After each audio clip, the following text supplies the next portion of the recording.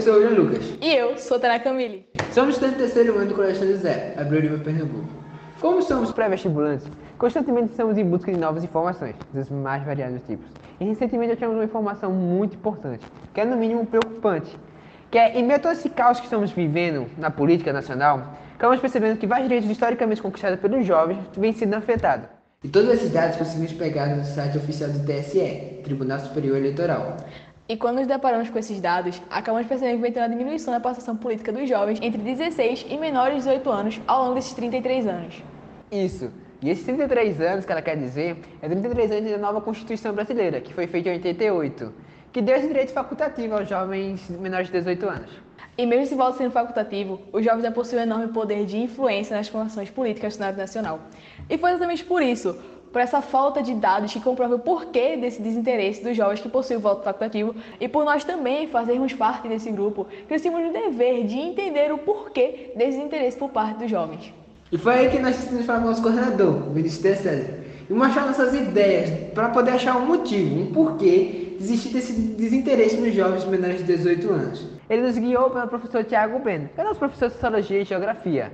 Ele adorou a ideia e nos deu passos importantes para conseguirmos achar essa resposta da maneira certa. Como nossa metodologia, nós tínhamos como intenção aplicar formulários e rodas de debate dos outros alunos do ensino médio. Alunos esses que se enquadravam nos três principais grupos: os menores de 16 anos, ou seja, que são impedidos de votar, os entre 16 e menores de 18 anos, que possuem esse voto facultativo, e os acima de 18 anos, que possuem esse direito eleitoral obrigatório. Exatamente. Como tínhamos por intuito não apenas conhecer o motivo dessa problemática, mas também trazer um sentimento de relevância para os jovens, buscando nos aprofundar em referenciais teóricos, que mostrassem a evolução do voto ao longo do tempo e como ele é importante na nossa sociedade, e como foi a luta para conquistar ele, trazer esse sentimento mesmo de importância para o voto. Assim, após nos aprofundarmos nos referenciais teóricos de revistas científicas, portal Procaps e biblioteca de dissertação e teses digitais, decidimos fazer um vídeo de 2 minutos e meio e contar essa história do voto nacional, a evolução dele, e mostrar como os jovens, direto ou indiretamente, influenciaram a sua realidade social, transformando ela através do voto. E após apresentarmos os vídeos nas 4 turmas de ensino médio, ele serviu como base para uma percepção diferenciada dos jovens quanto à importância do voto nas suas respectivas idades, e como os canais de comunicação e instituições sociais influenciam nessa temática. Ao todo, foram aplicadas 5 questões a 75 estudantes, possuindo 3 questões estruturadas, onde coletamos informações mais pontuais, e 2 questões semi-estruturadas, onde coletamos respostas um pouco mais subjetivas dos estudantes. Analisamos as respostas de formas qualitativas e quantitativas, e podemos perceber que, com relação ao status eleitoral dos estudantes, por eles estarem em séries distintas, primeiro, segundo e terceiro ano, eles apresentam idades diferentes. Isso faz com que 61,3% dos estudantes sejam menores de 16 anos, ou seja, inaptos a votar. Já os que estão entre 16 e menores de 18 anos apresentam alguns grupos, os que já estão alistados a votar, que representa 10,7%, e os que não estão alistados a votar, que apresentam 22,7%. Já os que estão acima de 18 anos, ou seja, que possuem esse voto obrigatório, eles representam 5,4%. Desses 5,4%, que representa 4 alunos, 2 não podem votar, ou seja, não possuem o título eleitoral.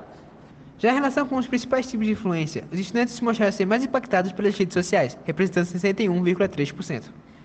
Em seguida, por revistas eletrônicas, sites e blogs, representa 36%. E em terceiro, por programas de rádio e TV, que corresponde a 37,3%. Considerando as informações obtidas por intermédio de instituições sociais, os estudantes destacaram família em 48%, em primeiro lugar. Em segundo lugar, a escola, com 29,3%. E em terceiro, grupos religiosos, com 9,3%. Apesar da instituição familiar ser de grande importância para a formação de um cidadão, e com isso também vai destacar o encorajamento pacífico de interesses comuns, podemos observar que ela apareceu pouco, posto que apenas 25,3% dos entrevistados afirmam ser informados sobre questões políticas pelos seus familiares, ao mesmo tempo que 16% e 58,7%, respectivamente, apontaram que nenhuma informação ou pouca informação são repassadas sobre tal contexto entre seus familiares, de certa forma, influenciando nas mesmas porcentagens. Já quando os entrevistados foram perguntados sobre a importância juvenil nas questões políticas, a grande maioria, correspondendo a 68%, concentraram suas ideias na importância máxima juvenil nessas questões, contrastando apenas com um quantitativo de 13% de entrevistados que concordaram que os jovens possuem sim essa importância máxima, porém não possuem capacidade de exercer esse poder que lhe é atribuído.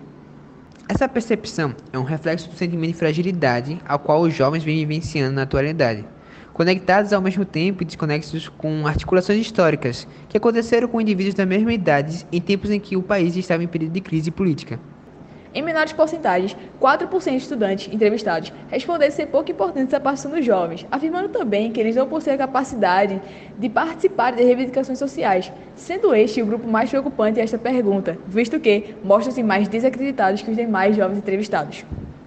Por fim, 2% dos estudantes optaram por destacar que a participação juvenil em atos políticos e a busca por melhorias sociais são irrelevantes, quando considerados os protagonismos juvenis, embora os jovens possuam a capacidade de articular-se para o fim citado. Bom, conforme as frações de percepções coletadas pelos 75 estudantes, confirmamos a nossa hipótese deste estudo, onde às vezes há uma crença, às vezes há uma descrença por parte dos mesmos, mas que, em síntese, comprova essa compreensão de atos sociopolíticos juvenis, bem semelhante com o cenário do Florentino em 2008, no artigo científico Democracia Liberal, uma novidade de desmontaria entre os jovens, que passa do cenário de errônea imagem sobre perspectivas inexistentes.